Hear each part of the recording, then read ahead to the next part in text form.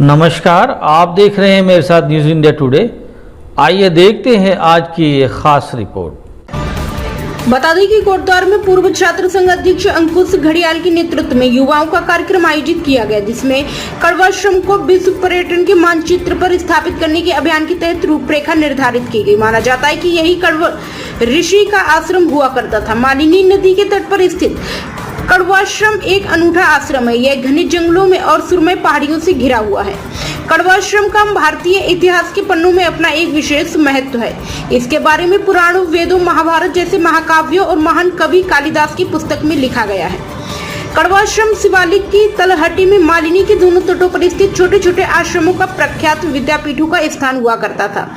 यहाँ मात्र उच्च शिक्षा प्राप्त करने की सुविधा थी। इसमें वे शिक्षार्थी प्रविष्ट हो सकते थे जो सामान्य विद्यापीठ का पाठ्यक्रम पूर्ण कर और अधिक अध्ययन करना चाहते थे।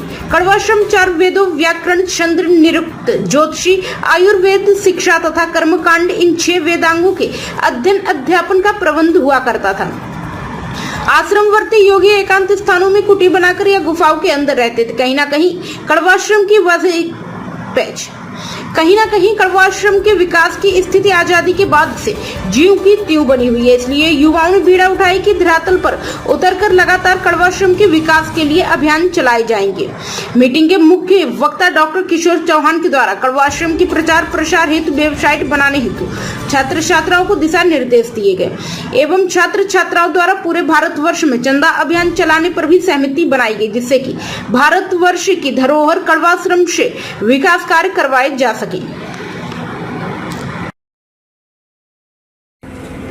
एक मैं समझता हूँ कि आज जो ये विचार गोष्ठी हुई है, जो ये टॉपिक है पीछे, कड़वाश्रम जो हमारी सांस्कृतिक विरासत है, धरोहर है, इसको विश्व पर्यटन मानचित्र पर और तीर्थाटन के रूप में इसके गौरव को पुनः स्थापित करना, पुनः विकसित करना, इसके लिए जब से देश आज़ाद हुआ है अनेक लोग अपना योगदान दे रहे हैं, चाहे वो जनप्रतिनिधि हों, लेखक हों या साधक हों।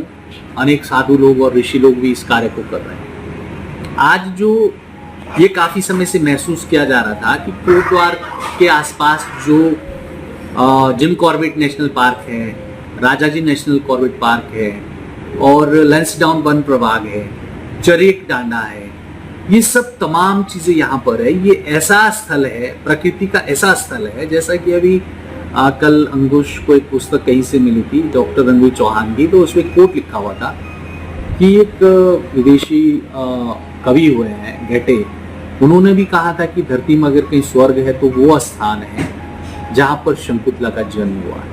ये बात तो आधुनिक युग की है और अभिज्ञान शंकुतलम में कालिदास ने इसका बहुत विस्तार से उल्लेख किया है। और भारत एक खोज जो जवाहरलाल नेहरू जी के द्वारा लिखी गई है पुस्तक, उसमें भी इसका बहुत ही विस्तार से वर्णन किया गया है। और सबसे बड़ी बात यह है कि महाभारत काल में इसका बहुत विस्तार से उल्लेख किया गया है।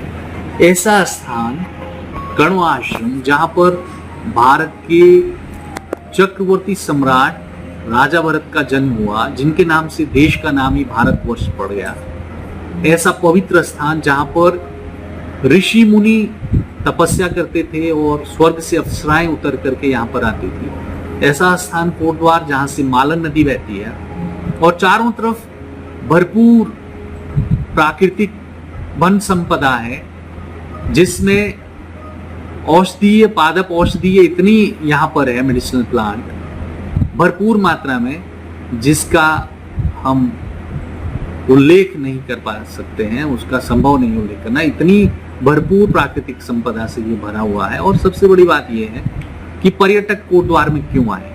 पर्यटक इसलिए आए कि यहाँ की जो जलवायु है, यहाँ की जो हवा है, यहाँ का जो प्रकृति ने जो इसको खूबसूरती दी है, चाहे वो वन संपदा हो, एक तरफ हिमालय है, शिवालिक श्रेणियाँ है, एक तरफ मैदान है और दूसरी तरफ जिम कॉर्बेट नेशनल पार्क है, इधर राजाजी नेशनल पार्क है और सिद्धवली मंदिर यहाँ पर है। ऐसे अनेक दुर्गा मंदिर यहाँ पर है, महाबगढ़ शिव का मंदिर यहाँ पर है और यहाँ से जो है क्या कहते हैं, भैरवगढ़ी मंदिर यहाँ पर है और अनेक आसपास में यहाँ पर ऐसे रमणीक स्थान है। लैंसडाउन यहाँ से चंद किलोमीटर दूरी पर है, 40-45 किलोमीटर दूरी पर है। ऋषिकेश हरिद्वार यहाँ से पास में है। और एक सबसे बड़ी बात यह है कि जिस मौसम में दिल्ली में कोहरा लगता है, उस मौसम में यहाँ आसपास के गांव में जो है बहुत साफ सुथरा मौसम रहता है और अच्छी धूप लगी हुई होती है। तो मेरा पर्यटकों से ये आग्रह है कि जो दिल्ली में लोग रहते हैं या एनसीआर में रहते हैं, जब आप धुएं से और कोहरे से परेशान होते हो, तो ये जो हमारे यूथ की, जो आप ये देख रहे हैं, यूथ यहाँ पे बैठा हुआ है सारा, ये जो अब हमारी कंपनी बनाने जा रहे हैं, ये सिर्फ रोजगार के लिए नहीं है। रोजगार के साथ साथ ये उन एनसीआर में निवास करने वाले लोगों को एक ऐसा उपयुक्त स्थान उपलब्ध कराने का भी ये मुहिम है कि जब आप दिल्ली में दम घुटता है आपका कोहरे से, और जब वातावरण वहां बहुत ही प्रदूषित होता है, तो उस दौर में आप कोटद्वार आइए, आपका यहाँ पर स्वागत है। और आपके लिए ये हमारा जो यूथ क्लब है, ये आपके लिए व्यवस्था करेगा और होम स्टे में आप लोगों को ठहराया जाएगा। और कोटद्वार में बहुत अच्छे होटल है रहने के लिए, आपको उचित दाम में होटल भी मिल जाएंगे और ये बहुत ही अच्छे यहाँ पर आपके लिए खाने पीने की व्यवस्था भी होगी। और एक बात मैं आपको बता दूं, कोटद्वार में बहुत सस्ते फल मिलते हैं, फ्रेश फल मिलते हैं, क्योंकि आसपास में बहुत सारी मंडी यहाँ हैं और आसपास में कृषि भूमि है जहां पर ये सब उत्पादन किया जाता है। तो आप कोटद्वार में हर तरह से स्वस्थ हो सकते हैं, स्वास्थ्य लाभ ले सकते हैं, शुद्ध फल खा सकते हैं, फ्रेश सब्जियां खा सकते हैं और शुद्ध ऑक्सीजन का यहाँ पर आप जो है इस्तेमाल कर सकते हैं। आप स्वस्थ हो जाएंगे और अपनी विरासत और प्रकृति के साथ साथ आपको वैदिक युग से जुड़ सकते हैं। यहाँ पर आपको एक बहुत अच्छा अवसर मिलेगा। आप विशेष तरह से यहाँ पे बहुत सारे अच्छे अच्छे होटल भी हैं जो आप चाहते हैं। तो मैं ये शुभकामनाएं देना चाहता हूँ और इस काम के लिए मैं इन सब छात्र छात्राओं को, ये सब युवा हैं, कॉलेज से निकल चुके हैं, ये शुभकामनाएं देना चाहता हूँ कि उत्तराखंड देवभूमि, जहाँ से ये शुरुआत होती है उत्तराखंड की, यहाँ पर एक ऐसा पर्यटक स्थल जो प्राचीन समय से था तीर्थाटन के रूप में, ये आज एक नई शुरुआत होने जा रही है। तो कृपया इन सबको आप सहयोग करें और आप आइए इसी शुभकामना के साथ। समस्त भारतवासी और देशवासियों से ये आग्रह करते हैं कि आपका कोटद्वार में स्वागत है। जय उत्तराखंड, जय देवभूमि, जय भारत। तो आऊँगी यहाँ पे एक कार्यशाला थी जिसमें कर्णाश्रम को किस तरीके से रोजगार से जोड़ सके, किस तरीके से हम लोगों को और पर्यटकों को इस ओर आकर्षित कर सके, इस पर विचार मंथन हुआ है। और इस गोष्ठी में ये तय किया गया है कि भाई इसमें एक समिति बनाई जाए और उसमें जो है किस तरीके से काम करना है, इन बिंदुओं पर चर्चा की गई है।